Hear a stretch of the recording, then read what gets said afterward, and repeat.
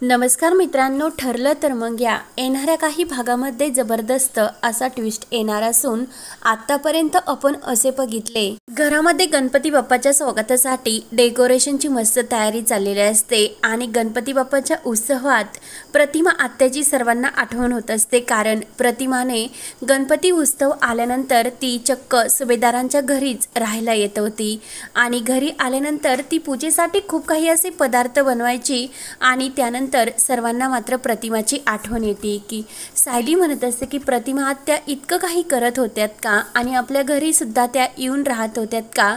तेव्हा सायलीला सुद्धा प्रतिमाचे सर्व गुण ओळखलेले असतात आणि ते दिवस आता बदलले, कारण काही वेगळे माणसं या घरात राहायला आली असं अस्मिताचं आणि प्रतापचं म्हणणं असतं।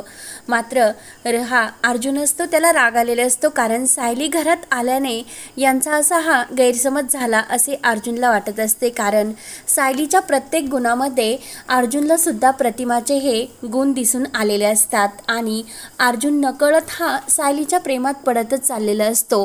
सायलीमधील जे गुण आहे आणि जे धाडस आहे ते अर्जुनने ओळखलेले असते आणि अर्जुनला वाटत असते की हीच माझी तन्वी आहे, कारण अनेक सत्यांचा उलगडा होऊन अर्जुनला तन्वीचे सत्य सुद्धा समजलेले असते।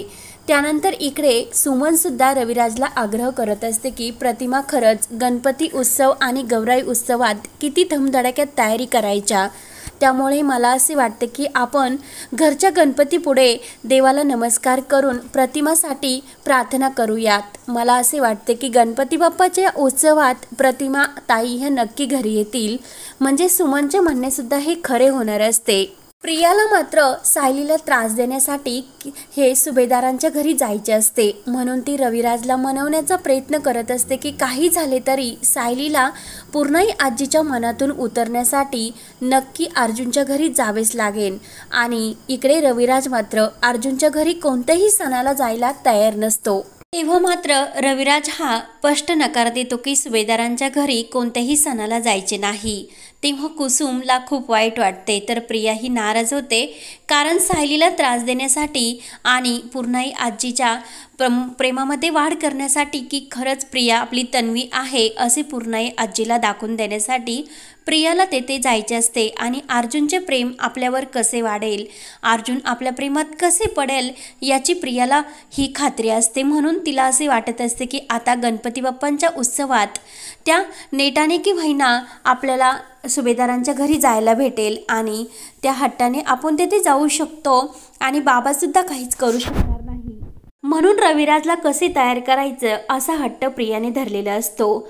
त्यानंतर इकडे अर्जुन आणि सर्व फॅमिलीही मस्त असे गणपती बाप्पाचे स्वागत करतात।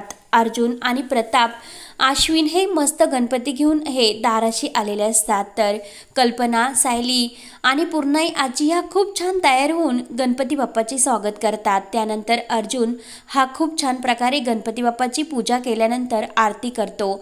सायली सुद्धा खूप खुश असते आणि घरातील वातावरण सुद्धा खूप खुश झालेले असते। मात्र पूर्णाई आजीला ही रविराजची आठवण होत असते आणि प्रतिमाची सुद्धा।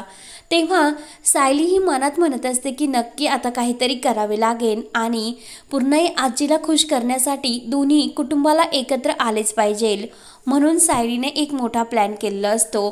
तेव्हा मात्र रविराज हे आरती चालू असताना चक्क हे सुभेदारांच्या घरी आलेले असतात आणि सर्व किल्लेदार फॅमिलीला तेथे बघून सर्वांना मात्र खूपच आनंद होतो। तेव्हा मात्र रविराजमध्ये सुद्धा खूप बदल झालेला असतो, कारण कधीही अर्जुनसोबत न बोलणारा रविराज चक्क अर्जुनच्या हाताने देवाची आरती घेतो, म्हणजे अर्जुनला सुद्धा खूप आनंद झालेला असतो आणि सायलीला त्याहून अधिक, कारण सायलीला असे वाटत असते की माझ्यामुळे हे दोन कुटुंब वेगळे झाले, पण ह्या दोन कुटुंबाला मी कधी ना कधी एकत्र नक्की आणीन। तेव्हा सर्व पूजा झाल्यानंतर सर्वजण मस्त गप्पा करत असतात आणि चक्क तेवढ्यात हा सायलीचा पाय घसरलेला जातो। तेव्हा सायलीच्या पायावरील ती तुळशी पत्राची खूण असते, तर रविराज बघतो आणि रविराजला खूप मोठा असा धक्का बसतो।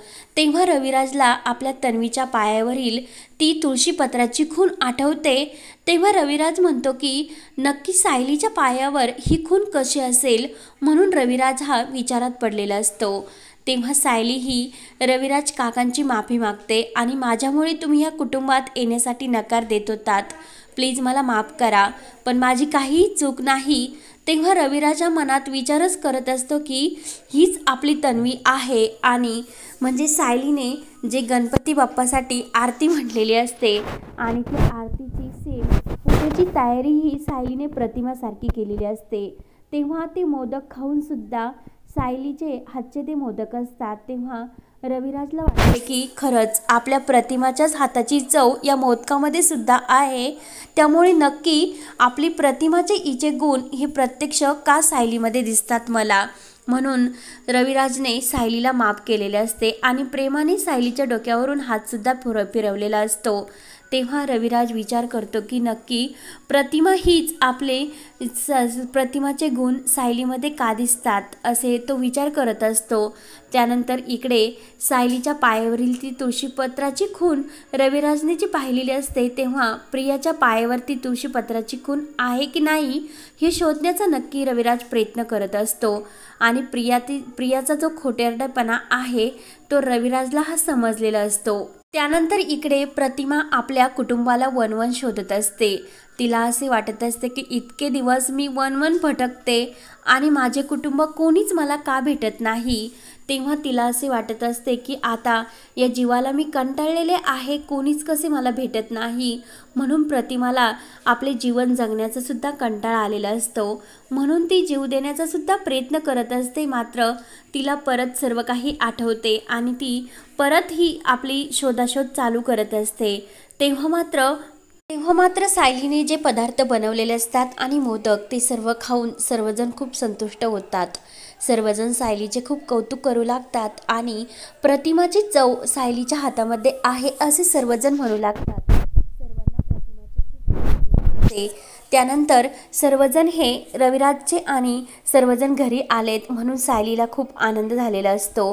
तेव्हा मात्र सायलीच्या पायावरची ती तुळशीपत्रसुद्धा पाहून रविराजला मात्र खूप मोठा धक्का बसलेला असतो आणि रविराज त्याच विचारात असतो.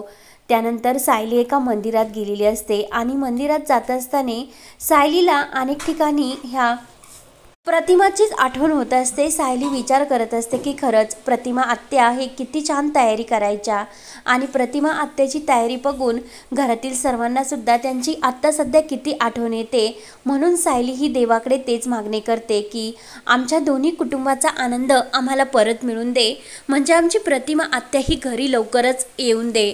सायलीला मात्र माहीत नसते की प्रतिमा आत्या ही तिचीच आई आहे.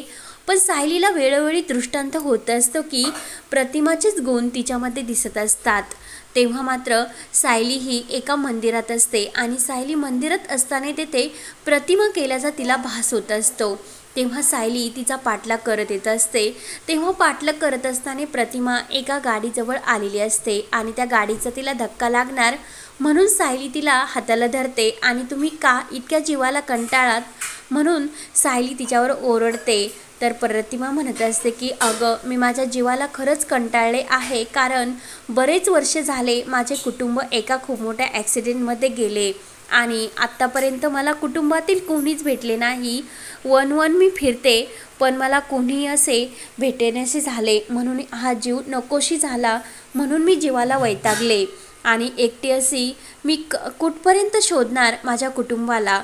तेव्हा सायलीच्या मनात सुद्धा तेच आठवत असते की 20 वर्षापूर्वी तिचासुद्धा कुठेतरी ॲक्सिडेंट झाला आहे आणि तीसुद्धा एक बाबा आई करत एका मंदिरात आलेली असते. हे सर्व क्षण सायलीलासुद्धा आठवू लागतात. तेव्हा मात्र सायली ही प्रतिमाला ओळखून प्रतिमालाही चक्क गणपती बाप्पाच्या कृपेने घरी घेऊन येणार असते आणि सर्वांना सायलीवर सर्वजण खूपच खुश होणार असते. तेव्हा आता प्रतिमा ही लवकरच घरी येणार असते आणि सायली ही तन्वी आहे ही सत्यसुद्धा